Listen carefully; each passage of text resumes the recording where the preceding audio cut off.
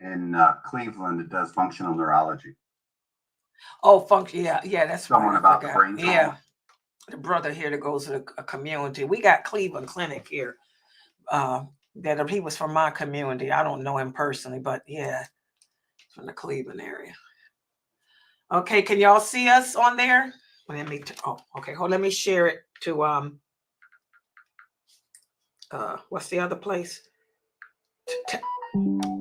I'm coming now. Hold on. What's the place? Telegram. Yeah. Oh, I'm trying to log it on now, guys. Give me a second.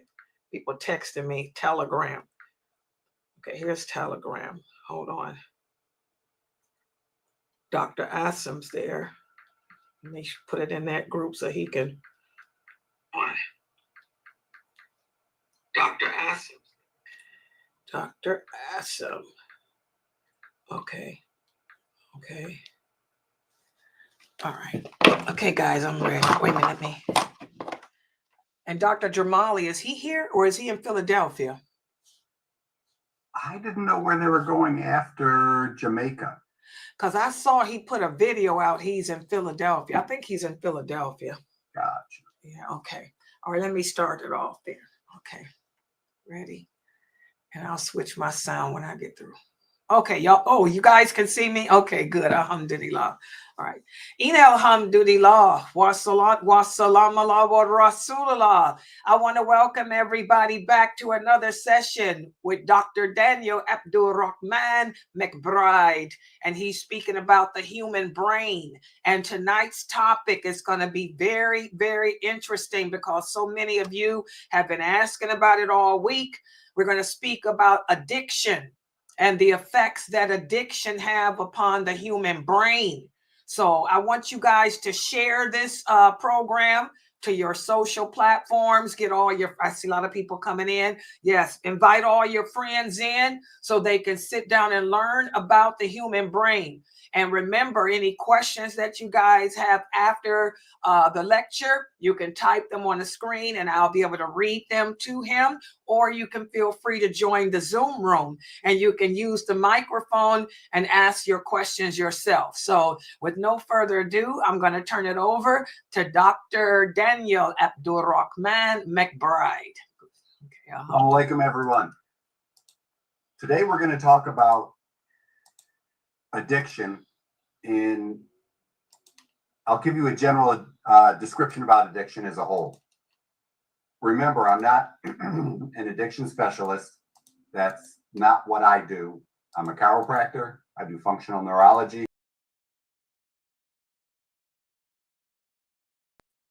Nothing I say should be taken as something you should pursue as treatment outside of what your therapists or doctors are telling you already. You can use the information I give you. I'm just providing education. Use the information I give you to ask questions.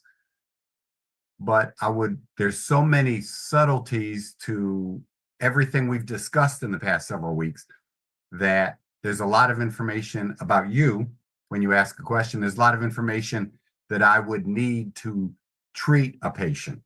In my office, I'm the why guy. I want to know why, what, history. The more information I have, the better I'm going to serve my patients. So everything I offer is education so that you can take that information and ask your caregivers. And what I'll talk about today is, of course, hemisphericity and how it relates to the, how would you say, the cause, the effect, worsening, or how to get it better, how hemisphericity is involved in addictive behavior.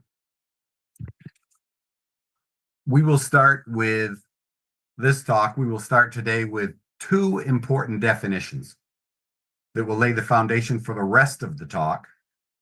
And right after these two definitions, we will jump into the meat of the talk, halal, of course, and discuss three important brain areas involved with addiction, then ending with any questions you may have And I would recommend, as the sister was saying, write down or send Sister Layla questions while I'm talking so that you don't forget something, so that you can, your question, if I stir something, that question will be more specific if you ask it or write it down as soon as it comes to you, rather than later trying to remember the why of why you want to know.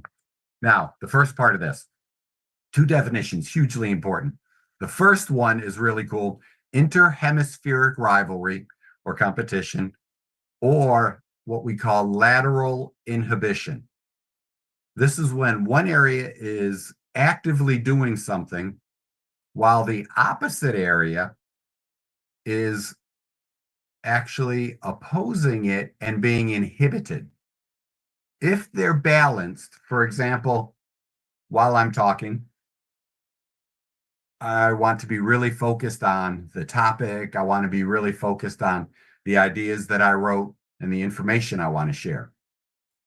So that's my left brain, right? Left hemisphere, focusing on the details, focusing on the here and now.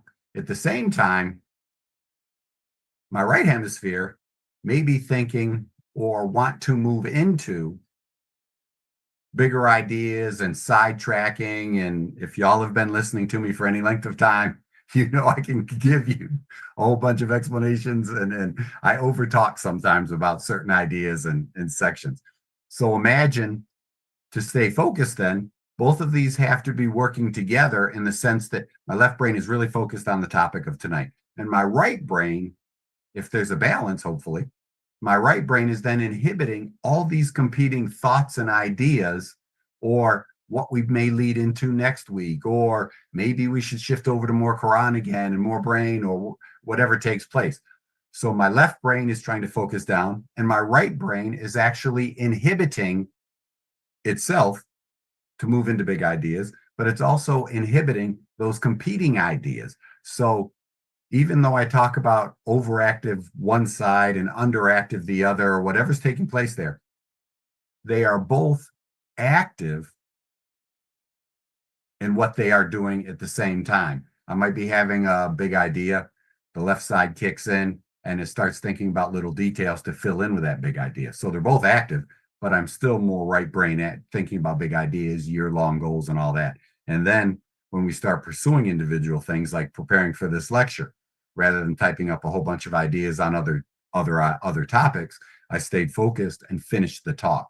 So that's where we talk about interhemispheric rivalry or competition, and also lateral inhibition, if that makes sense. And also addiction. The topic of tonight, addiction, is the simple definition is aberrant or abnormal habit formation. Keep it simple: abnormal habit formation, whether it's a drug addiction, an alcohol addiction, cigarette addiction. How many people that you may know have to have a cigarette after the meal? Or, I mean, that's just a habit. That's not, oh my gosh, every time you eat, you need more nicotine, or all the harmful products that are in cigarettes. That's not what, food didn't stimulate that. It's a habit you have. So addictive behaviors, a simple definition would be aberrant or abnormal habit formation, because this is a habit you have formed. And we'll talk about 3 different brain areas that are really important for habit formation. The first brain area, again, dealing with hemisphericity, most addictive behavior is an overactive or left hemispheric problem with an underactive right hemisphere. And it could be an underactive right hemisphere allowing the left to pursue these short-term goals. And we'll talk about more the left behavior in specific in a moment. But imagine if your left or your right hemisphere is not inhibiting anything, especially bad behavior, right? Your right hemisphere is not active. It's not active enough. So it's not inhibiting those aberrant or abnormal habits, especially unhealthy habits, right? Now, let's talk about the left hemisphere. And most of you, this will just be a short review because most of you have heard my hemisphericity talk before, my left hemisphere and my right hemisphere. So I'm just going to quickly review this for those who may be new or as a reminder for all of us. First of all, the left hemisphere, the left brain is really the approach behavior, the initiation, and the go side. The right hemisphere, avoidance, inhibition. Okay. So here you got, of course, initiating. If I can't ramp down the initiation, then I'm going to always be doing something, whether it's good or bad. Left brain emotions are happy, surprise, and anger. Those can be good emotions in the sense that you're happy you achieved it, you're surprised when you didn't, and you're angry or frustrated, and you push through it to achieve your goal. At first, the experiment didn't work, but you tweak it a little bit, and now you get a result, and you've learned something new. When the left side is totally out of control, you can see a real good example of abnormal left hemisphere or uncontrolled left hemisphericity in the newly elected white guy that really can't inhibit anything, right? He's only happy when he gets his way. He's surprised when he doesn't. And he gets so angry, rude, and he just pushes harder and louder and harder and louder because there's no inhibition. There's no social awareness. There's no awareness of anything else. He's never had an idea that he didn't like, right? They're all great ideas, and that's one of his favorite words. But that's a really good example of really bad left hemisphericity. Right behind that, you've got a left brain. When you're focused on getting something done, this would be a good thing. They don't care about connecting. You're focused on getting your project done, and that's the group goal, right? The bad thing is if you don't care about connecting, how easy is it to pursue these abnormal or aberrant habit formations like drugs, alcohol, the hypersexuality, watching videos all the time, looking at the internet all the time. Okay, there's no personal connection there. The left brain doesn't care about connecting. It's really important. The left brain is goal driven, usually very short-term goals, very pleasure-seeking driven. It's very self-involved. It has to be stimulated to come on. The right brain is when it's normal. The right brain is always on. The right brain is aware. The right brain is looking. The right brain is inhibition and avoidance. The right brain is always looking to be safe. Is it a safe environment? Is it a safe thing to do? Do I fit in with society or within the norms of this particular society? Whatever the society is, you want to fit in, because centuries ago, even today, we are wired to fit in with our group, because left alone, we may not survive. So the right brain is trying to fit in, the left brain doesn't. The right brain really wants to be connected. The left brain doesn't care about connection. And you can see how those would work together with addictive behavior. If this is ramped down, it doesn't care about being connected. It doesn't care about its behavior. It doesn't care whether it fits in. And the left brain is always looking for stimulation. It's looking for a reason to turn on. Moving around, fidgety kids, when we talked about ADHD, even mentally moving around and jumping around. The left brain is not wired to connect. It's very goal directed. It's reward reinforced. Reward reinforced. Seeking behavior, ego or self-driven, acquire and accumulate stuff. It's all about itself. And with that left brain being reward driven and detail oriented and short-term goals, now you can, if you're thinking about it, now you can see how that pleasure seeking fits in also. Reward driven, pleasure can be a reward. Reward seeking, goal driven behavior. So now the goal becomes seeking the reward or the pleasure in this case. Video games, what they call the doom scrolling with the different social medias.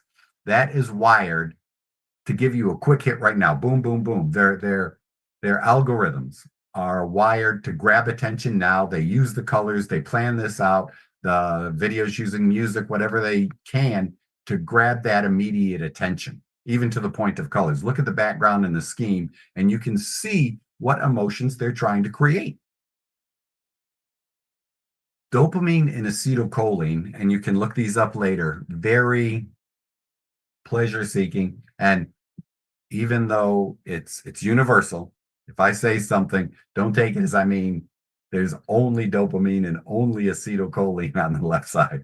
But the left side and the left brain behavior is more dopamine and acetylcholine stimulant and pleasure, short-term pleasure, more short-term pleasure.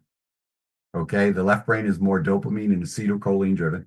And contrast that to the right, it's more serotonin driven, which is long-term happiness. Okay, long-term joy and pleasure, if that makes sense. Relationships, social connections, achieving long-term goals. And then we also look at the local attention and detail processing, left brain stuff, and pleasure seeking behavior is more left brain, especially if you remember when we talked a week ago, 2 weeks ago, when we talked about the frontal cortex and the left brain, especially the left orbital frontal cortex areas right here in the front middle, Brodmann areas 11 and 12, which we talked about in earlier talks, and they are very related to the emotional control. The left brain and overactivity, even if it's not an addictive behavior, but I'll start with an addictive behavior so there's no contrast. OCD, obsessive-compulsive disorder. That could be obsessive thoughts or obsessive-compulsive behavior, couldn't it? You have to touch the door 3 times or something horrible is going to happen. You have a routine. You have to make sure it's locked 15 times. You have to go back and make sure you turn the iron off or the stove off. You haven't even cooked today, but when you leave the house, you have to go back and click, click, click, check all the stove things. You could be, like I said, the left brain likes to accumulate things. You could be someone that you replace cleaning supply. I know someone, I have a relative that has probably a year's worth of cleaning supplies in his closet.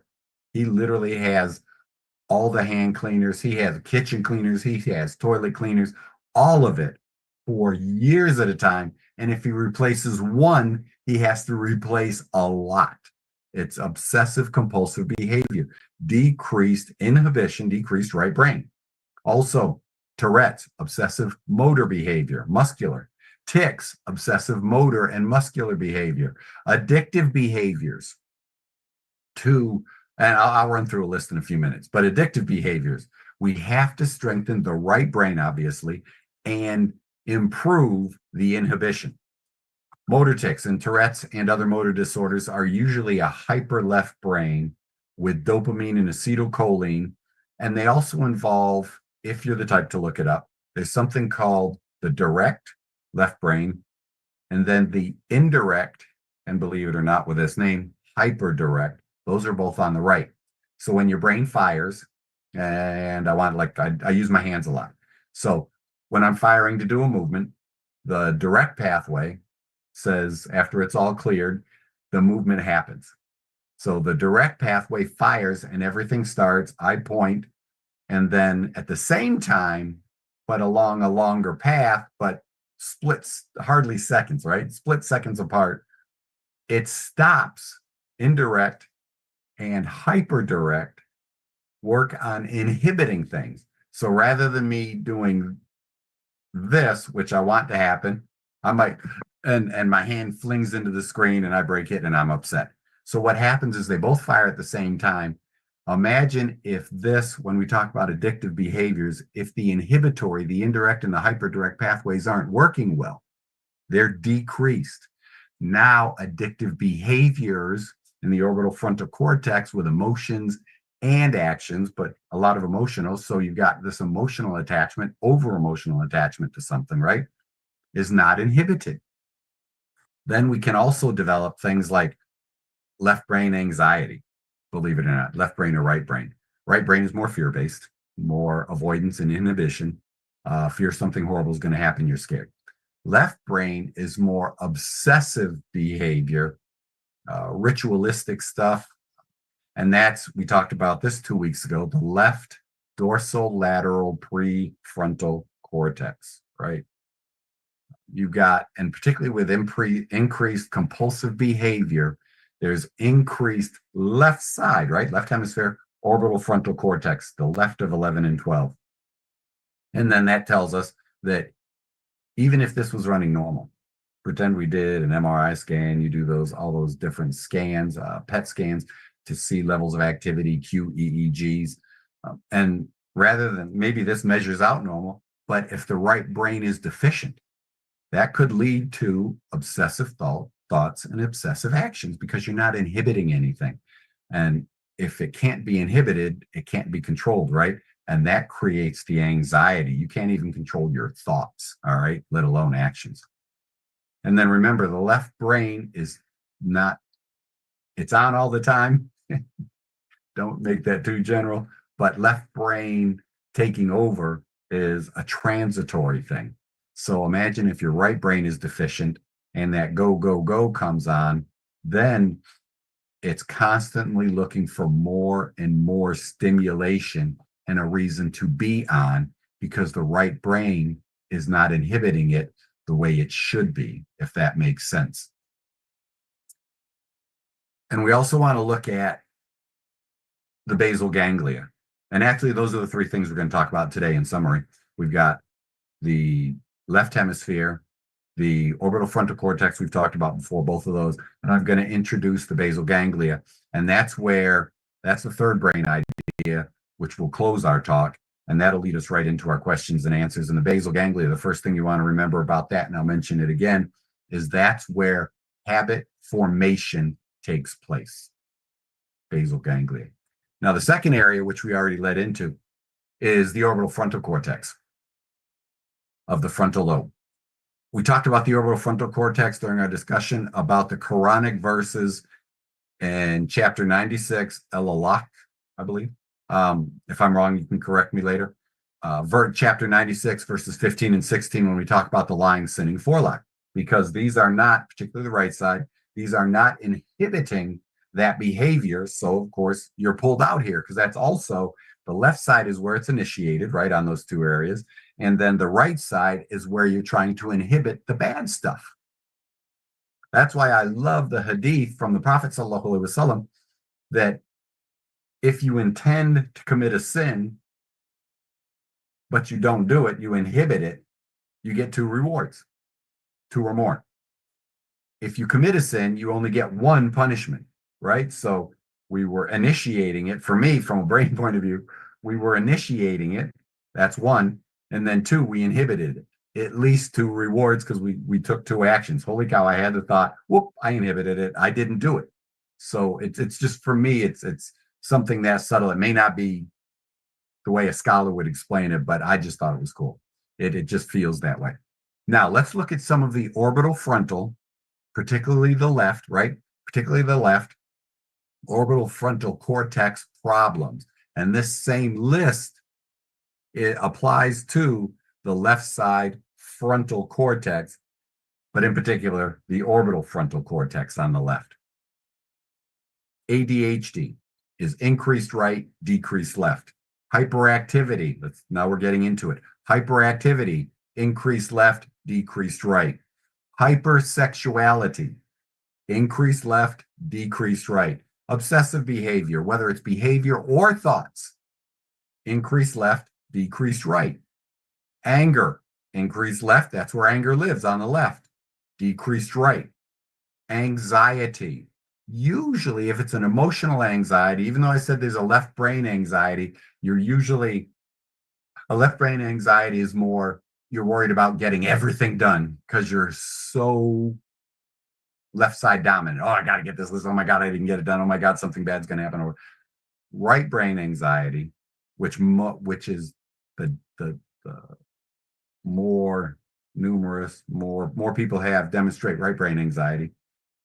That's usually decreased left brain, because good things about the left brain are initiation, about logic, sequential thoughts, sequential actions, sequential behaviors.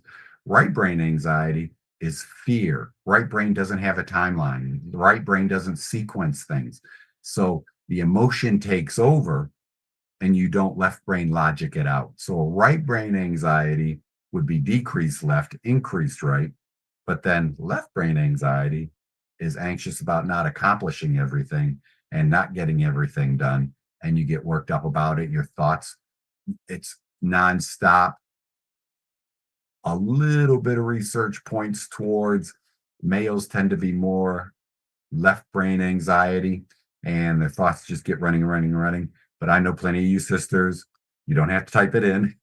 Plenty of you have the same issues. So that's a left brain thing when you just can't shut things down. Right brain is more fear of something unknown happening. And there's no timeline or no left brain logic to it. Depression, right? You got anger, or excuse me, let's start with a happiness, surprise, and anger. No depression. It's initiation. It's go. It's angry. I'm going to push through it no matter what, whether I'm right or wrong. Right brain. So depression is generally a decreased left and increased right. Passiveness or no motivation, decreased left, increased right. But you can see the addictive behaviors tend to be the left brain. You've got hyperactivity, hypersexuality, obsessive compulsive, whether it's emotions or behavior, those all tend to be an increased right and a lack of inhibition. Now, in the orbital frontal cortex and also the temporal lobes on both sides, because there's some emotional, the insula is very important, and you can look that up later. The anterior cingulate cortex, we talked about that 2 weeks ago. Both of those have very strong emotional ties for and help us with motivation. When we're emotionally involved, we tend to get things done, whether it's run away in fear, fight or flight, or run through the wall because we want to win the game kind of thing. The orbital frontal cortex in the middle, the temporal lobes, and especially orbital frontal, that's 11 and 12, right? 10, 11, and 12. 10's involved also with the prefrontal, the polar, frontal polar area. This is where empathy, civility, and socially appropriate behavior live, particularly on the right. This is also really important, believe it or not. Here's some things: recognizing familiar faces. If you can recognize a familiar face, that leads us right into facial emotions and being able to read other people and see how our behavior is influencing society and influencing the people around us. And if we're concerned, good balance, we initiate a behavior, we measure the behavior to see if we fit in and we're being polite to everybody around us. Left brain, what did I say? Left brains don't need that connection. So they usually don't pay attention to facial cues. Then we also have tone of voice, what we call prosody. Whether I ramp it up, ramp it down, whether that ramp it up is excited joining with one another, or maybe I ramp it up and it's anger, right? And we've got to measure all of that, voice prosody. Understanding, and that leads us right into understanding other people's intentions and other people's emotions from body posture, gestures, and movements. Problems here short circuit the ability to correctly perceive another person's or other people's nonverbal signals. And it really, really, really compromises our ability to connect to people. And then when we're talking hyperactive left brain or inhibited right, either one, that inability to connect really moves us over to why not pursue our addictive behaviors? Because we're not concerned with how the other people feel, whether it's in a marriage and the spouse hates the fact that you're downstairs looking at pornography all the time and achieving those short-term, whatever, dopamine, acetylcholine stimulations, whether it's alcohol, whether it's drugs, whether it's abusive behavior, because you only get anger and you don't inhibit that. And your long-term goal, if you're in a marriage, is to remember, we're Muslims. Your long-term goal is actually to make it to Jannah. And as Muslims, we don't say, and there's an Arabic phrase for it, we don't say till death do us part. We really, really, really believe in heaven and hell. So you're married in this life. Inshallah, you will be married in the next life. Whatever Allah blesses us with, this is not a till death do us part thing. So connecting and pleasing the other people, the other person in our relationship, the spouse. My kids and I, when we talk about things, one of the things I say is, you want to compete, you want someone to compete with you in kindness. If you can literally find someone that treats you kinder than you treat them, and don't try to undershoot it by, oh, I want them to treat me kinder, so I'm going to be rude and obnoxious all the time. That's not going to get you any blessings. And Allah may bless them with someone better in Jannah, and you're not there. The idea is competing for kind acts, kindness to each other. I wouldn't want to be married and have any of my good deeds have to be transferred to my spouse, right? Oh, that's it. But if she beats me in kindness, Allah knows best. There she goes, right? And if our goal is to out-kind each other, out-respect each other, out-good behavior stuff, that helps us, right brain, big picture, earning heaven, right? That big picture then helps to inhibit the anger and the distress that addictive behaviors cause. I know it's not this simple. Allah knows best. But if that right brain is deficient and we're not doing anything to stimulate the right brain, then the left brain will always be in charge. And as I said, short-term pleasure-seeking, not connected behavior, thoughts, everything, right? Short-term, achieving immediate, goal-driven, reward-seeking behavior. Now, let's jump into the third area, as I mentioned briefly a moment ago. No, hold on. Everything you just mentioned, Mom, I'm so glad you're here. Sorry, I'm very cold here in Philadelphia. Sorry. Everything you mentioned, Brother Abdul Rahman, everything in the Quran. Racing each other, Surah Al-Mutaffifin. وَفِي ذَلِكَ فَلْيَتَنَافَسِ الْمُتَنَافِسُونَ. In the matter of the Jannah, we're competing between each other. Husband, wife, brother and sisters, everybody competing to go to the top of the Jannah. That's Allah mentioned that in the Quran. Plus, husband, wife, and this and that, Allah mentioned that in the Quran, many ayat, especially Surah Al-Rum, ayah number 21. Surah Al-Rum, Allah said, وَجَعَلْنَاكُمْ مَوَدَّةً وَرَحْمَةً. Allahu Akbar.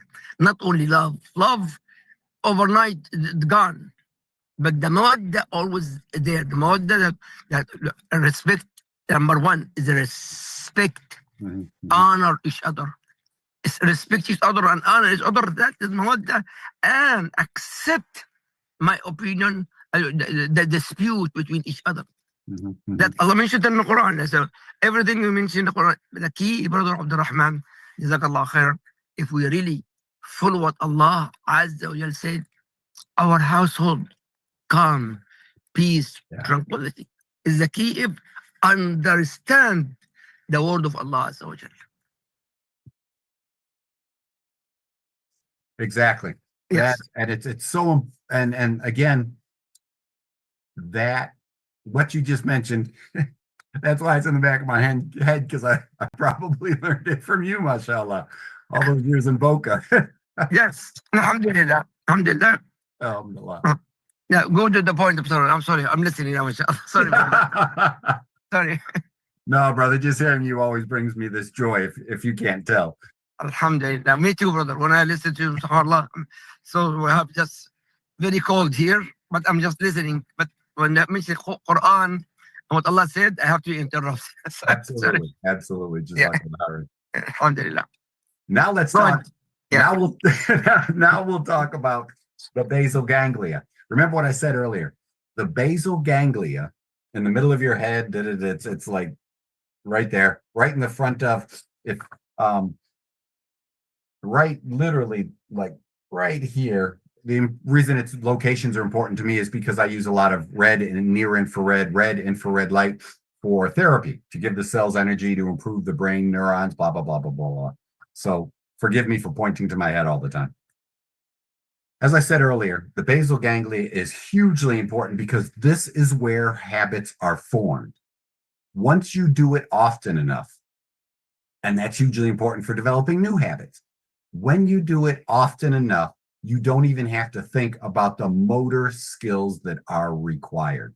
It just happens. For example, if you all say you're in a bigger city and you take a bus, you know what time you have to be at the bus stop. You know how long it takes you without even thinking about it. You get dressed, you eat your breakfast, you made your salah, you eat your breakfast, you go down to get ready for get your ride for work. I go out to the car, I have to drive a little bit. I know, boom, boom, boom, throw my book bag very gently in the car. I sit down, I back up. I usually back up and go that way. Then I'm driving. I know the path I'm taking. I don't even think about it. But when I first started going to this job location, I had to guesstimate, okay, is it 15 minutes? Is it 20 minutes? Now I might glance at the clock on my dashboard and I know exactly how much more time I have before I get to the office. So this is the habitual formation. I'm literally driving and thinking, and I know I'm going to slow down right about here because as I go over this little overpass, the traffic that comes onto the highway right there, the people are cutting across 2 and 3 lanes. These are all habit. I don't need to see the cars coming across. I'm already slowing down. Does that make sense? So that's all in the basal ganglia. Something real simple is teaching young children how to tie shoes. You're walking them through the whole story. I don't even know how I learned how to tie my shoes, but I've heard other parents say they're dealing with a rabbit and they wrap around a tree and they poke it through a hole and there's the other loop or something, right? And you walk the child through enough that eventually they start doing it. They talk to themselves. And then if you ask me how I tie my shoes, I'd literally have to untie it and talk to you a step at a time because the habit is in my basal ganglia and I don't even think about it anymore. And then that tells my motor functions and that tells me what to do. That's your basal ganglia.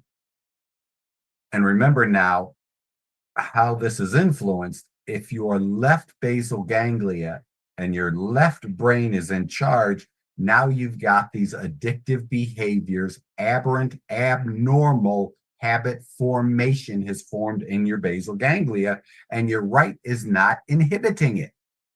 I like to eat, but the staff at my office will say, it's amazing how much you control your appetite. Well, I know I like to eat, but I've developed a habit to eat very little, and sometimes, and they all know, oh, I say, what day is it? It's Monday. And I say, what happens on Monday? And they say, you fast, inshallah. I fast many Mondays. There's a hadith that I was taught by someone who doesn't need to be mentioned that the Prophet sallallahu alaihi wasallam told, I believe it was Abu Hurairah radiallahu anhu, that one of the 3 things he gave him pieces of advice was to fast 3 days a month. I usually do that, inshallah, on Mondays because I've eaten well over the weekend. I've exercised. I've done everything. Monday's usually a busy day, so I usually don't exercise that morning. I'll get up, I'll fast. I may even type on a Monday morning. Those are the habits, right? That's basal ganglia. And the less you have to think about it, the more habits, correct habits in the basal ganglia can save you time, make you more efficient and get things done. Now think about this. With that, like I said, we're talking about OCD, abnormal habit formation. We're talking about tics, abnormal movement behavior. Tourette's, abnormal verbal movement behaviors. Most anxiety disorders, left, other than the fearful on the right, food disorders, sexual disorders, all of this can be found in the basal ganglia. And this can be, like I mentioned earlier, this can be indicative of an overactive left brain direct pathway, or it can be an underactive, indirect, or hyperdirect right hemisphere pathway, right? What we have to do is we have to look at a simple one is imagine someone's a smoker. Absolutely, I hate smoking. The idea is they always say, oh my gosh, I have to have that cigarette after a meal. That's a habit. Like I said, there's nothing in there physically other than a habit. So what you can do if something like smoking, say you wanted to stop, first thing you have to do is decrease. So now what you're going to do is you're going to immediately after food, you usually go outside or you smoke in your house, all that stuff. What you could do is literally put it off and talk to your spouse and children or your family, whatever it is. If you live alone, form a new habit. Do something like 5 squats in your chair right after your food, easy stuff. Do push-ups on the floor if you want to be more in better shape. Anything. Do a plank, anything. Postpone it for 5 minutes. Break the immediacy of that habit. And now you are starting to break the immediacy and break the importance, not immediacy. Breaking the immediacy will help you break the importance of that habit because now you're creating other steps in it. Imagine you're someone that's addicted to porn. And I know it's not this simple. Please be patient with me, but imagine you're addicted to porn. Sucks for a lot. And you go downstairs or you leave the room so that your spouse and your kids can't see you, but everybody knows what's taking place. And you do it at a certain time every night or a certain time every day or a certain time. Well, don't do it at that time. Put it off for another 5 minutes, another 10 minutes. Yeah, you can feel anxiety. You can feel anxious because there's this habit formed, but it's not going to kill you to wait 5 minutes. Pretend that you are literally trying to please your spouse, please your family, and even more so, you're pleasing Allah by doing all of that. So what you've got to do is get that right brain more active, set that big picture goal, and you don't have to walk away. Cold turkey is hard. Some people do it, most people don't, but break the basal ganglia cycle, break that habit formation of at this time, at this, okay? Something simple like my habits in the morning, going to work. I'm usually talking to my mother, and I know if we talk this long, I'm not worried about what time I get to the office. But sometimes Mom and I talk about this long. Now, even though we have a great time, alhamdulillah, that brings it close, right? So I know based on my habits, like that short timing, I know it doesn't compare to cigarettes, alcohol, and hypersexuality, but literally I have my habits, my movements, my behavior in the morning. And it's habitual. Now, with that in mind, the basal ganglia and, like I mentioned before, the right prefrontal cortex, in particular, the orbital frontal cortex, this is usually the problem area for OCD and tics. And there can also be an underactive right prefrontal cortex. So, of course, I do a lot of laser. I do a lot of right brain, left body. Remember, we talked about that before. A lot of right brain, left body, because that stuff crosses over. Left visual field, right nostril for smell, facial behavior, hearing crosses over. A lot of left body stimulation for right brain strengthening and stimulation. Because right brain is inhibition, and we can't have a deficient right brain when we're talking about breaking up bad habits. Basal ganglia also includes 3 different areas, and these are really important. There's a term we use, co-activation. And I'm going to tell you what these 3 areas do, 4 areas. You don't have to remember exactly, but I'm going to tell you these 4 areas. And then we'll close and all the questions and answers, and we'll stay right here. Hugely important, basal ganglia, co-activate, or you do at the same time, along with what I do, a lot of red light, but you can do movement and sound, whatever you want to do, visual activity. Co-activate with complicated coordinated activities, complicated coordinated activities. Believe it or not, movement. Believe it or not, doing an infinity sign, and I'll do a tight one. So I'm going horizontal, or you can go vertical. And if you could see my leg, I demonstrate it with that because that's a larger muscle group. And it's not as finely detailed movement as your hand is. So your hand is used to performing these tight things, right? Doing it with your leg, you could do a gigantic infinity sign or a figure eight. That's considered complicated, coordinated movement, or dribbling, or playing catch. All of this with the left hand while you're stimulating the left side with a TENS unit or something, if you don't have a pacemaker. But that's what I'm talking about when I talk about complicated, coordinated movement. Now, you got something called, listen to the descriptions of these, not so much the name, but I'll tell you. The caudate, part of the basal ganglia. The caudate, emotional and cognitive types of behaviors. The putamen, more involved in motor activity with some regulation of behavior. The globus pallidus, subconscious influence of motor control, mainly inhibitory. To balance, the cerebellum, because that's hugely important in motor control, smooth movement, smooth thoughts. Cerebellum back here is really important. And the basal ganglia and the cerebellum, along with the frontal cortex, along with everything, they interact. Your brain just interacts with itself, right? Left, right, front, back, all the different areas. But the globus pallidus is really important because that's subconscious influence of motor control, and it tries to inhibit any inappropriate stuff based on the previous habits you formed. But that's going to try to inhibit the cerebellum and the excitatory influence it has. So you want a strong globus pallidus to inhibit the cerebellum, making your addictive behavior and movements towards that. You want to interfere with that. And then you have the nucleus accumbens. That's your area of the basal ganglia that actually gives you the motivation to act. So let's stimulate the right, act in a good way, or inhibit the left bad actions. And then with these descriptions, you can see how the basal ganglia, and as we talked about with the brainstem, if one area is off, stimulate the other areas.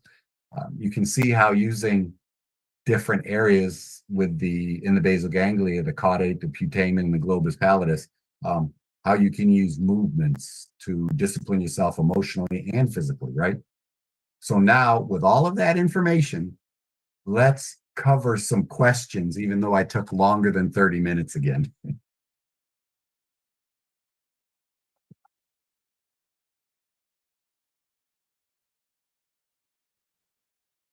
Sister Layla is not there or what? Sister Pardon? Layla. Yes. Where is Sister Layla? Oh, She's reading everything before she decides what questions to ask. okay. Sister Sabrina, yes? No?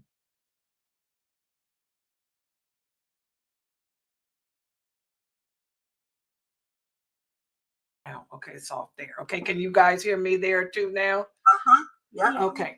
Okay, we have a couple of questions and comments here.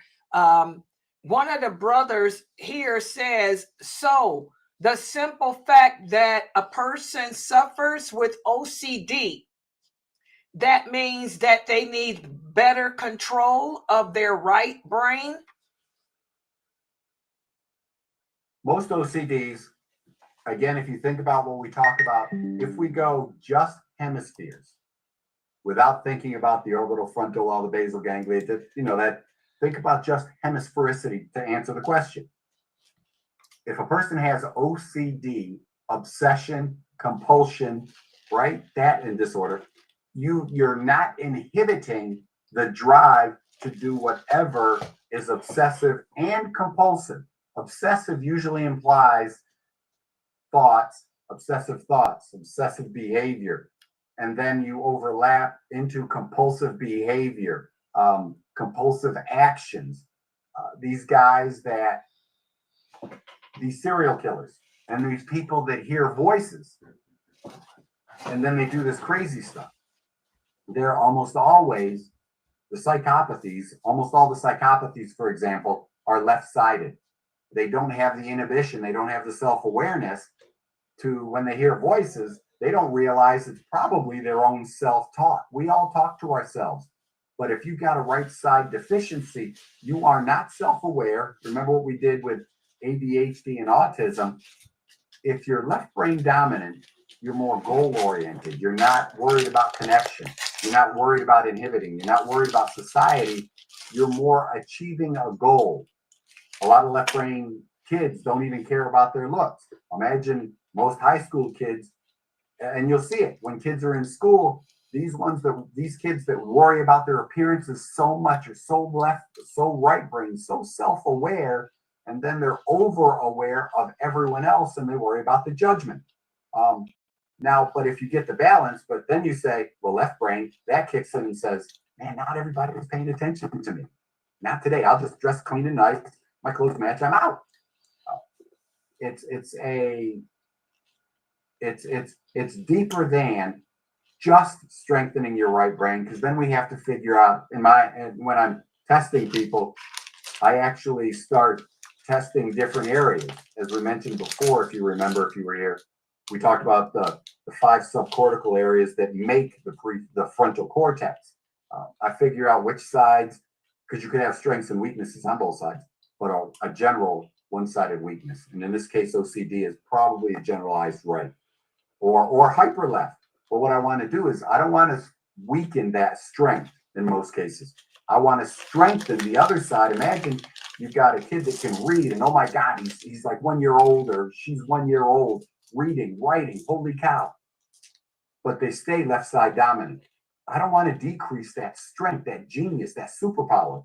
What I want to do is increase the right side, the comprehension and understanding the big picture and why the author said that and why those people did that. And it's the same side with obsessive compulsive. Imagine if I could strengthen the left, if I could, strengthen the right to match in the strength of the left. They are so focused on, pretend it's obsessive compulsive about getting their job done. And they stay up for hours every day and they bring their work home at night. And it's not just a fear of their employer. They literally don't want to stop till they finish. Autistic kids playing video games, doodling or paying attention and do whatever. They don't want to stop until they're done. Well, now I've got to imagine if that's an employee and I can strengthen the right brain so that now I inhibit the finished project and I can get them to see, let's finish this goal because we've got a couple more weeks till the project has to be done. It doesn't all have to be done today. Does that make sense? So now we control the obsessive compulsive behavior by ramping up the right side. So yes, a simple general answer is yes, strengthen the right side and that'll balance out the left. But again, if you know someone, there's so many things that imagine it's such a problem that we have to actually influence and ramp down the left a little bit. And there's certain techniques for that. Transcranial TEMS, are those the initials? They use electric, they use magnets, they use, but you need a trained professional to do that. So yes, it's generally just hemisphericity. Yes, you'd want to always strengthen the right, almost always strengthen the right with an OCD scenario. Okay, we have another sister here. Hold on, Sister Leila. Yeah. Can I make comments, Brother Abdurrahman? Yeah, I'm sorry, yes. Maybe that person is have a gene. Yeah, and that's way outside of my. Why? Because normally, I know some people actually they always speak to they speak even loud sometimes to speak to their own selves, and they think they're a human being or something in front of him. Yeah, and they beat themselves. I know some people actually, mostly high school kids, they speak and they reply back to their own selves. And they say, no, I speak to him, but you cannot see that person. Yeah. What do you think? Is a jinn or not? Well, the idea is, again, as a Muslim, we definitely believe in jinns. So for me, like I said, you are who I turn to the jinn stuff with you. And if it's a hemisphericity thing, I turn to me. if so, that's something, again, whether it's medical or religious, you go to the expert, and I'm not the jinn expert, but I think you are absolutely right, because jinns can take someone over, and we know Yes. the Quran tells us, the Hadith tell us, Yes. we know that can happen. So I would go with hemisphericity. It didn't help. Let's do something more. Oh my gosh, we think it's a jinn. So now we've got to bring in a religious solution to it. Okay. Okay. Okay, we have a new Shahada here. She said, okay, I am very self-conscious about my looks. I know that I should wear hijab, but I am so concerned with people looking at me and thinking bad of me. And I know that I have to cover up because Sister Layla's always telling me to fear Allah and not the people. She said, are there some exercises that I can do, like you showed us before, that can help me strengthen the side of my brain that needs to be strengthened, so I don't care what people think of me or say about me and how I look? Oh, absolutely. A simple reinforcement is writing really requires a number one, it's recommended. The Quran, and think about all the good deeds you get. Let's start Quranically with a Muslim answer. Think about all the good deeds you get, because the Quran tells you and me, tells all of us, that men are weak for the beauty of women. I'm paraphrasing. And how many good deeds do you get covering up your beauty to do me and you know, how many good deeds do you get for doing me a favor that I'm even unaware of? You know, I nobody asked you to, nobody forced you to. And imagine even more so, not just how many good deeds you get for all the brothers and all the people and the message you are delivering. There's also the idea that if we all think something pleases Allah, how many good deeds, and we don't know, it's a rhetorical question, how many good deeds are you going to get for doing something just for the pleasure of Allah? There's nobody better to please, nothing better to please than Allah, right? And then the more often you do it, the easier that habit is. It's again, and then when we talk about with you, then I would lean over to that self-conscious, self-aware, want to fit in. That's all right brain stuff, isn't it? Very self-aware. That's going to be a right brain issue. So for you, what we want to do is strengthen up the left, so especially as a new convert. Imagine, there's some great research. So I'm a big fan of writing. This lecture, all of this stuff I talk about, I actually wrote first. The notebooks are right here, and I've got papers all over my desk. That's why I tend to keep it tilted up.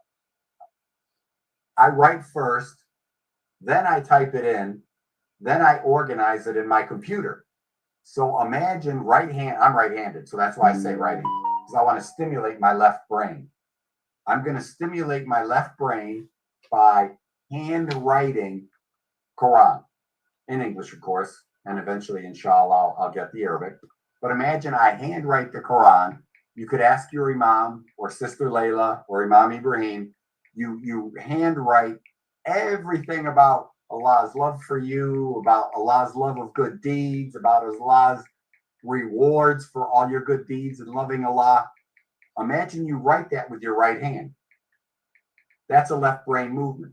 Left brain is really important also for words. So now you're writing words. Now left brain is really important for detailed movement. That's what typed letter writing is. Nice small letters, left brain.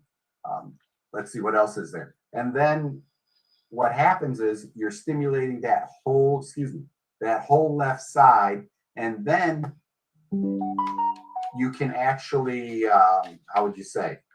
If I like TENS units, the real inexpensive, They're great. You can put them wherever you want to on your body, whether it's the right side or left side, right brain or left brain, right? You can put them anywhere. Put them on your legs, particularly if I'm trying to stimulate my left brain to logic and make myself less self-aware. I want to stimulate a large muscle group. I'm going to do my right back or my right leg to stimulate the left brain. So if you're sitting alone, put the TENS unit on your leg. If you don't have a pacemaker or any electrical medical devices that a TENS unit might disrupt. No TENS unit, no electric devices with the medical devices that it might disrupt. But imagine you put a TENS unit on while you're writing and reading these words to yourself. How much left brain stimulation is that? Fine detail movement is a left brain activity. Word search, word understanding, sentence structure, all of that. And it's a physical activity, and you're stimulating with an inexpensive $40 TENS unit turned on your leg or your right back. And then if you want to, left brain colors, red, orange, and yellow. Buy a cheap pair of sunglasses off of a website that you trust, and that tinted color, or just get the plastic sheet. No, you can't lay that over and look at it, right?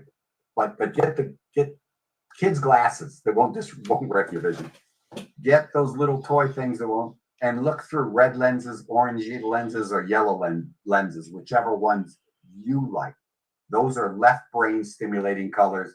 Right brain stimulating colors are blue, green, and indigo.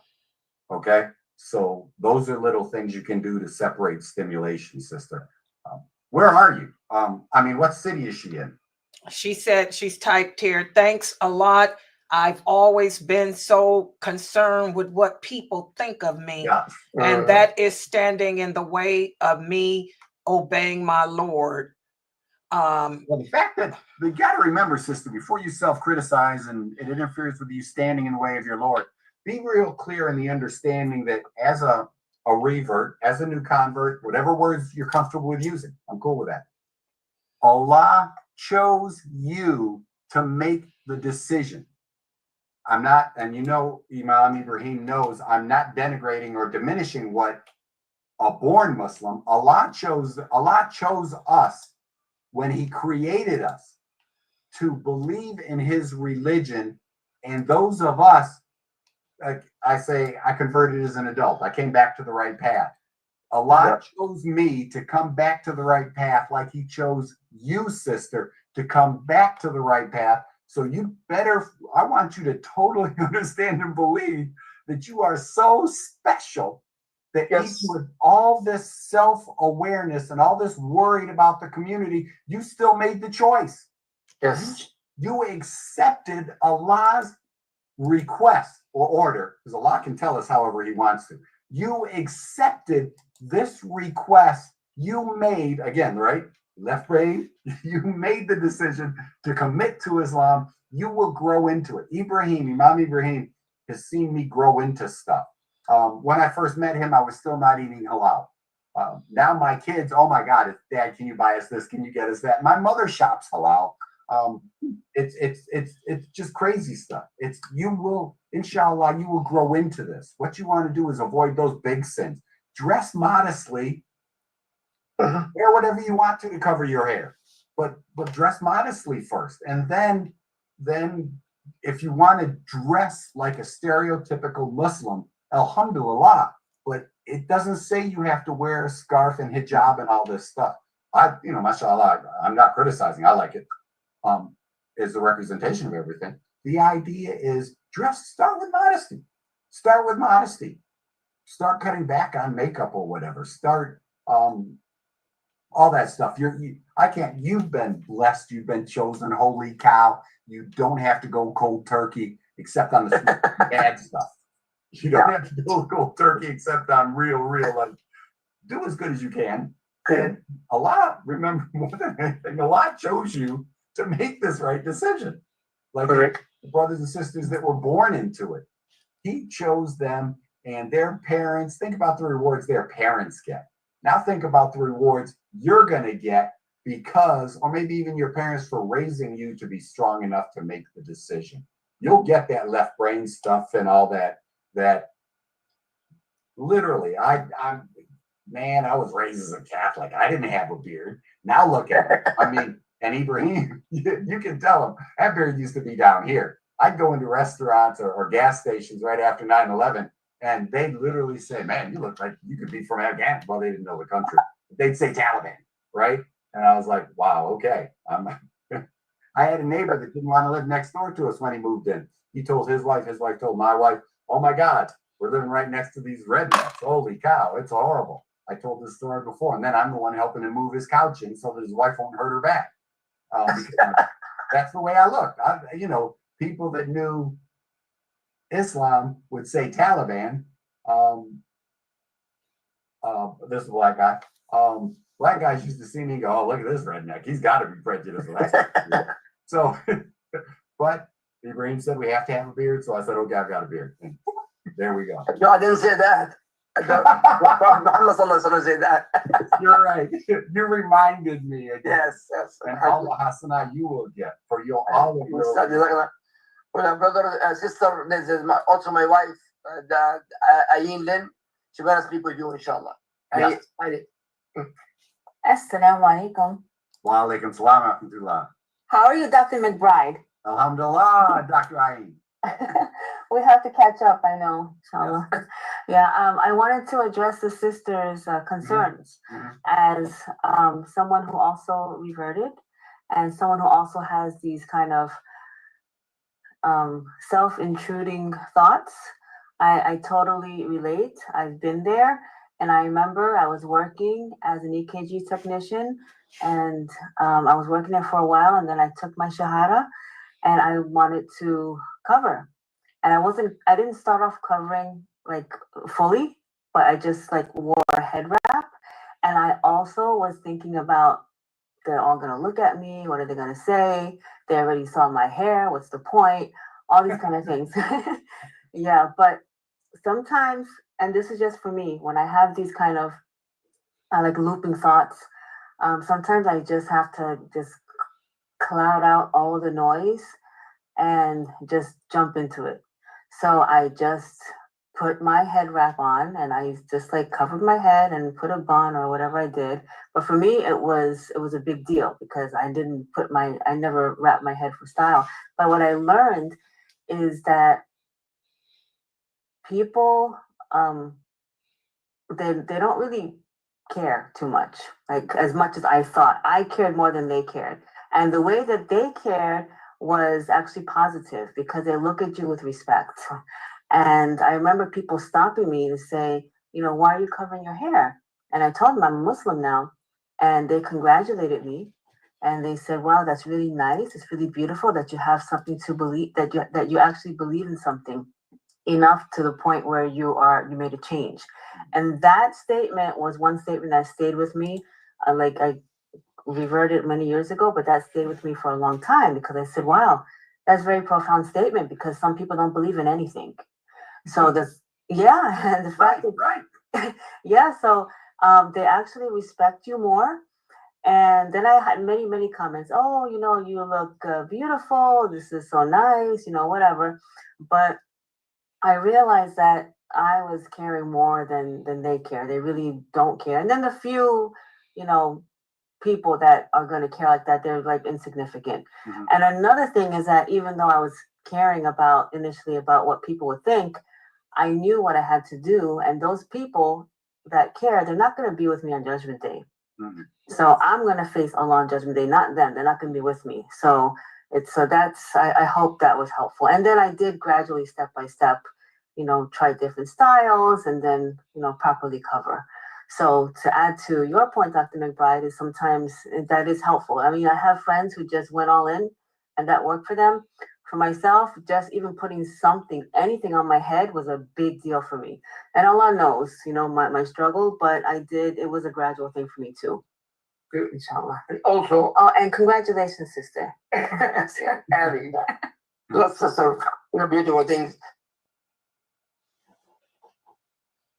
Did that answer for the sister? Does that answer it? You've got the emotional stuff there, you've got the self stuff, and we've got the science. all of that overlaps for you to Yes. literally grow into it. Jazakallah. Plus, the sister, me as a man, yes, Allah mentioned many ayat in the Quran, in Surah Al-Nisa, many ayat, and also Surah Al-Ahzab. Allah Azza wa Jalla يقول يا أيها النبي قل لأزواجك وبناتك ونساء المؤمنين يدنين عليه. O Muhammad, tell your wives, your daughters, and all the Muslims have to wear the hijab. The struggle, yes. But honestly, as a man, not a sheikh, as a man, when I look at a woman with a complete cover her face and her body, and I will wonder, what is under that body? The people, another sister become jealous of you. Why? Because you are unique, you are special. Plus Allah subhanahu wa ta'ala chose you to be best of the best. May Allah increase your iman, your faith. May Allah take care of you, inshallah. Alhamdulillah. He mentioned the face, but we don't have to cover our faces. Not condition. It's option. Yeah, but when I mean the face, I mean the hijab covering your head and your neck. Absolutely. Yes. We all have different reasons. I covered right away because I happened to be an African American with long hair, and it was like, cover it. I was so happy to cover it because I got tired of people pulling at it or asking me, is that a wig? Is that a wig? Is that a wig? I love to cover. And I've been covered since 1986, and I'm 80 years old. So now I've gone through my different styles, but you learn what looks good on your face, the shape of your head. You know, you just don't do anything. You get to style it. You can style yourself and look beautiful. Yeah, I just want to put in here, though. Don't give up. I have to add in here, though, just to let you sisters and brothers know, I got some other people in here listening. I'm getting ready to get on the mic, too, and get on the camera. Okay. All that's nice and good, but you got to obey Allah. You got to dress the way Allah said. It ain't about what no style. You know, Allah says when you go out that house, oh, you women who believe, draw your veils over your bosom. You cannot wear anything that shows the shape of your body. Makeup is not haram. I get sick of hearing about makeup. The Prophet's wives wore makeup. They wore the same thing I have on. So Allah ain't going to put you in hell because you got on eyeliner. But he is going to put you in hell because you showing your butt. You showing the shape of your body. You showing your breasts. So all that stuff is nice and good, but it's all about you a Muslim now, sister. And like Allah says in the Quran, just because you say you believe in him is not enough. Prove it. I've been covering up since I was 6 years old. I don't even know what the sun feels like on my hair. So you better cover your body up and fear Allah. Do the exercises that he told you to do that can strengthen that side of the brain. But submit. You are a Muslim. Submit. You don't go out the house with no tight leg pants on. You don't go out the house with no little top on showing your breasts. You put some baggy clothes on so your skin and your shape ain't seen. And put a hijab and wear it over your bosom like Allah says. You got that, sister? That's real. Because if the day of judgment came right now and you outside the house looking like Cardi B, looking like Nicki Minaj, you busting hell, sister. You don't know. Death can come at any moment. You could be on your way to work. Slide. You in the snow belt. Your car slip and slide and bam, lights out. You dead in an accident. Those angels are going to pour your soul from your throat. And they're going to ask you, why didn't you submit? Why didn't you submit? It ain't no baby steps in Islam. Either you submit or you don't. When Allah sent down the verses of hijab, the female companions didn't ask, can I just put a rag on? They didn't take baby steps. They tore their clothes off to cover their bodies. That's how strong they were in faith And y'all wonder why Allah got this war here. Ain't no baby steps. Either you believe in Allah or you don't. Prove it. Cover your naked body. Okay? You got that, sisters? All you shahadas. And old sisters too. Because I got people that were born Muslim and ain't covering up. All these silly excuses. Cover up. Submit. Okay, and here's a question from another one of the new shahadas. She wants to know, what kind of therapy or treatment is there for people with autism? That's a good question. Let me put my camera off. I had to get y'all straight on that. Ain't no baby steps. I better not hear about you out tomorrow with your butt out, with some tight leg pants on, showing your breast, thinking you can take a baby step. You better cover your butt up, sister. All right. Okay. Go ahead, Dr. McBride. I had to get her straight because I know who this person is. Yeah, they come in here playing that game. All right. All right. Okay. Everybody knows not to play with Sister Layla. That's right. So what we're gonna do, and you're absolutely, when we talk about Quran and Sunnah and Hadith and everything, we know what Allah wants. We really, really Submit. do. The idea is now with autism, imagine how, as we talked about with ADHD and autism a week ago, 2 weeks ago, a week ago, Allah knows best. As we talked about autism and ADHD, you have such a strong, particularly autism, you are so far out here to the left. It's hyper focused. It's like we said, think about what I mentioned about reward seeking and the dopamine and the acetylcholine and sequential and linear. Imagine if they have to follow this, I mean, minute details. You'll get some kids that I remember a story with Dr. Malillo, who I recommend his book, Disconnected Kids, and whatever other books you see. I have all of his books. Disconnected Kids will walk you through all of that. Yes, it's we talk about ADHD, but imagine even more than ADHD, you're dealing with autism. They are so hyper focused and so he tells stories about kids being in his office and stuck with focusing on a blemish, a little dot on the carpet and trying to get that off so the whole carpet matches its pattern. That sequential pattern, left brain sees patterns and things, right brain sees the big picture. Imagine you're stuck in looking at patterns and the pattern isn't congruent. It's not fluid. It's not the same. Something is messing up that pattern. And imagine you start something, these video games, these guys and girls, I guess, get stuck on playing the video game, trying to win. The ones that are good at it now see the patterns of behavior. If they're playing by themselves on a game by themselves against the game, they look for those patterns, right? Boom, boom, boom, boom, boom, boom, boom. They're the patterns. I see it. Okay, I win. Oh, I know how these different things, the accessories that you can win or buy, act. So now they know how to use them, how far, and then they can maybe even see the pattern of other people's behavior based on how they do things in that game. That's you get locked in with autism. That's super strong left, super focused. Again, imagine if we can ramp up the right side to match it. You've got genius level skills on this left side when they can learn them, right? They've got genius level attention to details. They see stuff. They figure stuff out.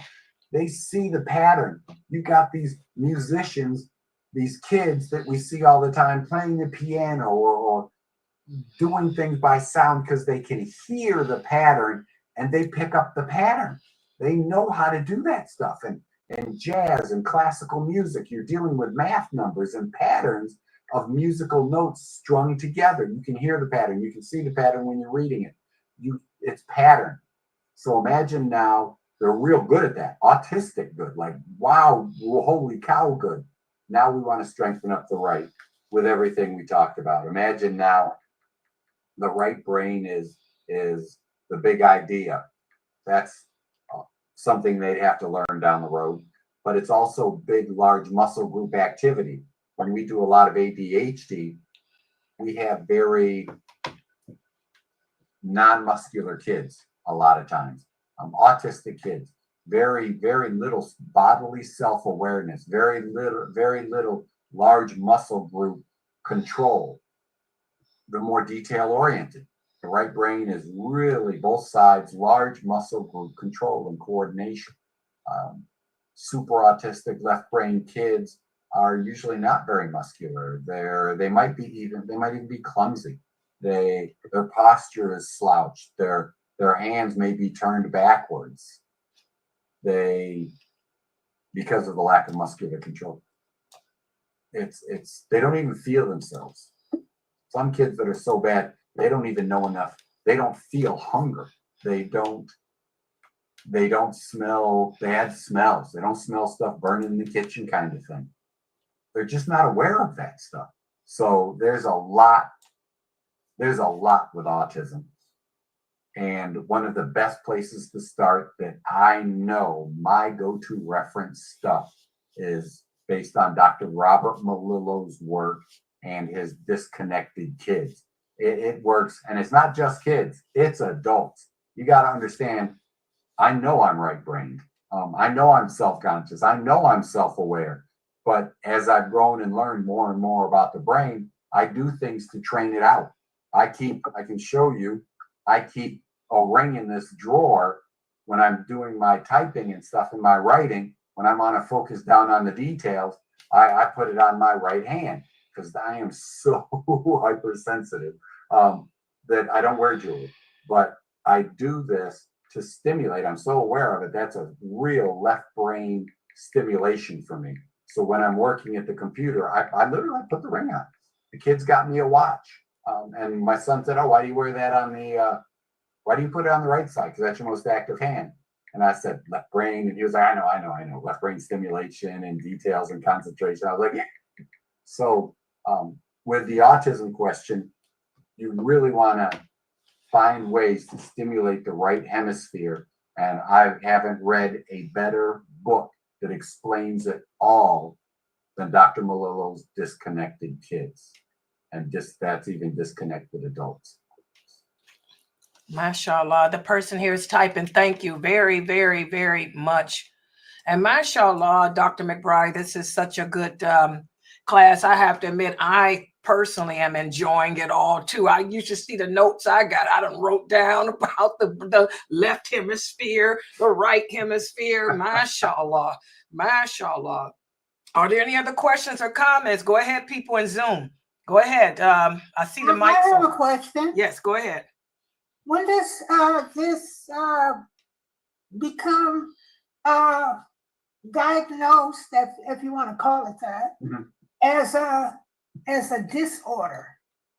If we're talking about autism and ADHD, like I said, you need it multiple months. I think it's 6 months in 2 different scenarios: at home, at school, and or out in social events. If it only happens at home, it's probably familial issues.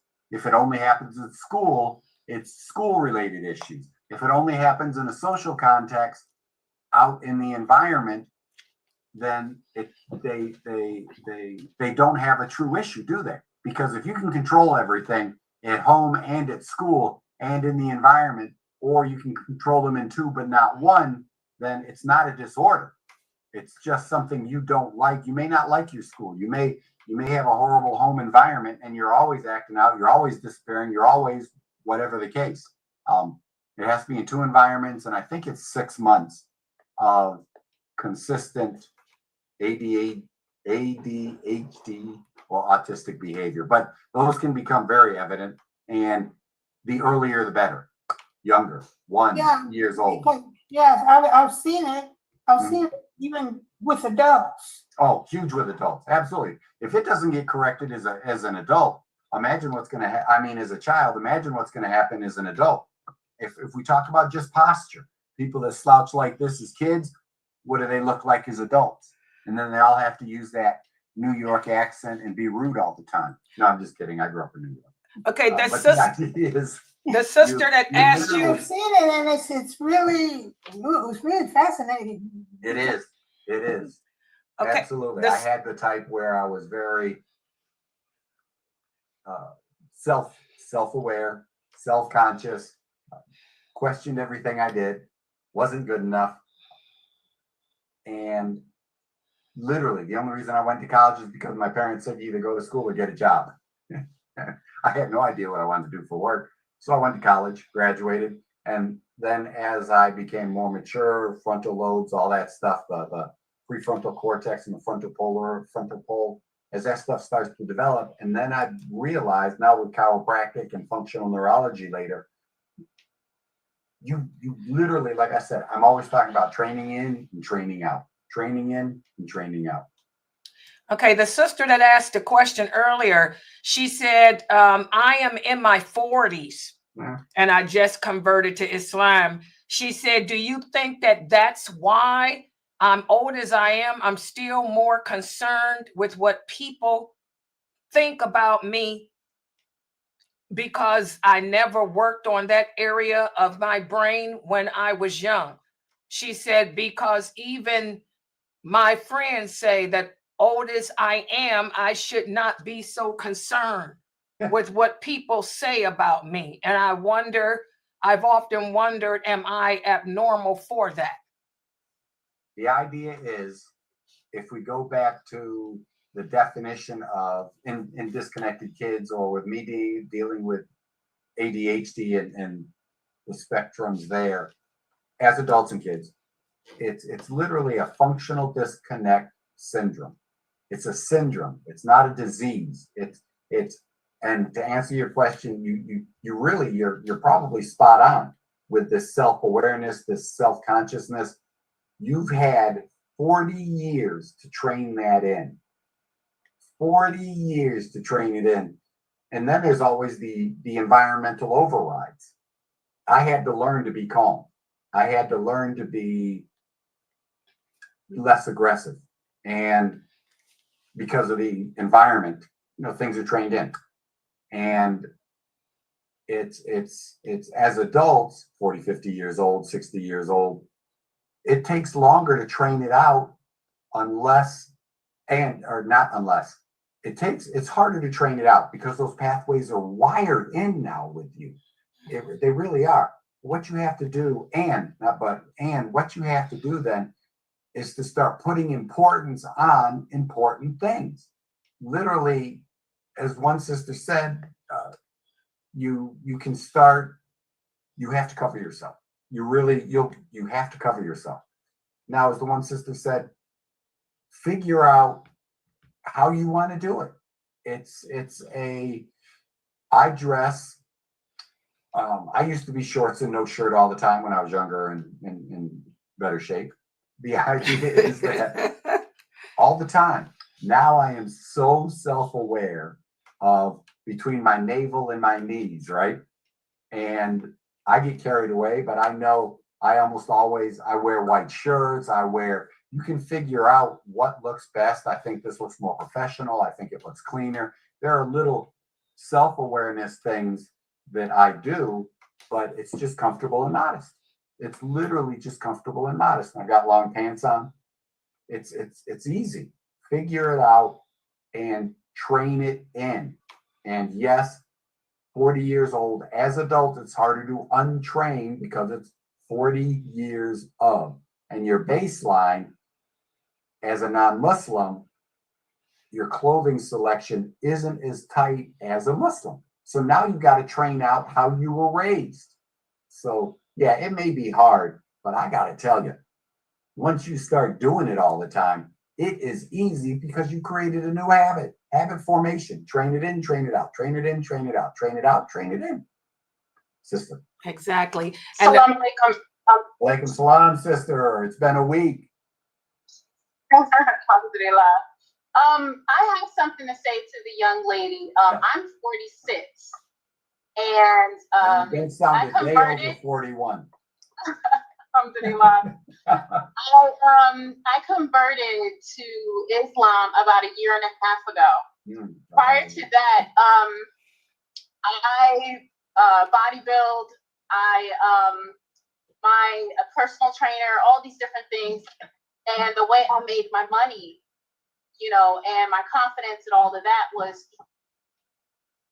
the way I was walking billboard for myself, for my business. And so when I became Muslim, it was like one of the hardest things for me because, this was, people knew me when I walked in the room. They knew, oh, she has muscle, she's got this, she's got that, and I gained my respect because of that. So one thing that I did, I realized that I had an issue before I even knew that covering was for the sake of Allah and that it was something that Allah wanted.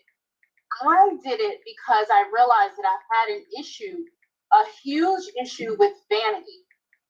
And the other thing was, when I first put my hijab on and I was going out with my husband, I shared, I ripped it off, and I ran out the room crying to him, and I said, I don't think I can do this. I feel like you're not going to be attracted to me, and so on and so on. And the first thing that came to my mind was see my heart. So my goal then became to wear my hijab. And every time I didn't want to put it on, because I always said to myself, see my heart, see my heart. Who am I going to be without the muscles? Who am I going to be without, modeling and this and that? Who am I going to be? What kind of person would I be? Who am I going to attract? Or who's going to leave? What's the truth behind who I actually am without all the stuff, with all the vanity? And I tell you, I still think about that. Sometimes when I feel uncomfortable, way less, I come back to see my heart. And that's how I think. See my heart, see my heart. You don't judge me based on what you see on the outside. And now, when I tell you, that people have so much respect for me, way more, they had respect for me when I was training because of my discipline, but they have so much more respect for me, even at my job, with friends, family, making this decision and choosing to go in the direction that Allah wants me to go. It brought a different something, for me. And it all started with those words, see my heart. Alhamdulillah. That's all I wanted to say. Let me just get in here for a second, if I can, guys, because I know a lot of people out here, not you guys, my students, you know who you are, and most of y'all are my students, and I know my students better than anyone else. I know you guys that's all listening to me better than anyone else because I teach you guys. Let me make a point. Number one, Islam is real. Number two, I am a daya. What does that mean? I am not mean. I am not harsh. I am not cruel. It's my job as a daya to present this religion to you unsugar-coated. We do not sugarcoat Islam for anyone, not a new shahada, not an old shahada, because guess who makes Muslims? Allah does, not you, not me. And that's where we have lost it today as Muslims. Too many men and women are sugarcoating this religion. You're changing the laws of Allah to suit the people. Like I said, when Allah sent down the verses of hijab, the companions didn't say, oh, well, I'm a new shahada. Let me just take a baby step and show my behind and cover and show my breast, but put a rag on. No, you submit the day that I change this religion to accommodate anyone is the day I step down from as a daya. I want y'all to know I answer to Allah. I don't answer to no man. I don't answer to no woman. I don't answer to no jinn. I've been teaching Islam for over 50 something years. And why does Allah still have me here? Because I don't compromise this religion for nobody. It ain't about no points. It ain't about no subscribers. It's about Allah. It's about keeping the sunnah, which has become abandoned and forgotten real. So you can call me harsh. You can call me mean. But Allah says he loves Layla because I'm one of the few that's teaching you the truth. I'm not going to sit here and tell you that because you are a new shahada, that you can stay married to a kafir man, nor am I going to sit here and tell you because you a new shahada that you don't have to cover up, that you don't have to pray. Take baby steps. There are no baby steps. Either you believe La ilaha illallah, Muhammadur Rasulullah, or you don't. And I don't shout. This is my real voice. I come from a family of well-known speakers. I was born with the gift of gab. And I know how to make my voice strong to make your heart shake. All right? So I just want everybody to know you got the wrong one here. If you're looking for me to tell you that you can disobey Allah because you decided that you want to say La ilaha illallah, I'm going to turn like Khalid bin Walid on you in a heartbeat. You understand that, people? Islam is real. There are no baby steps. Submit. Cover your behind up. If you believe in Allah, if you fear Allah, if you want to die and be in paradise, you will submit. If you don't, then bounce. But you ain't going to get no sugarcoating here. And if anybody don't like the way I speak, bounce. This is the way I speak, the way Allah said. You understand? In this religion, I take seriously. If you don't like my passion, then go with the sugarcoaters. Everybody understand that? I'm sick of this. Ain't no excuse. And a lot of you sisters are living some terrible lives. See, I know you guys because I'm your teacher. Some of y'all are my relatives. Okay? You ain't gonna come in here and play. Not on my website with me. Now, when I'm dead and gone, y'all can play them games, but not while I'm here. Cover up. Everybody got that? All right. And this is not at you, Dr. McBride. It's just that I don't like nobody thinking that I'm mean. Be nice to the new shahadas. You can't be no more nicer than how I am. The truth is a bitter pill to swallow. If I was telling you that you don't have to cover up, that you can disobey Allah, then I'm being mean. The fact that I'm telling you the truth, you have to submit. Exactly like the sisters here are saying, just cover up. It's what Allah said.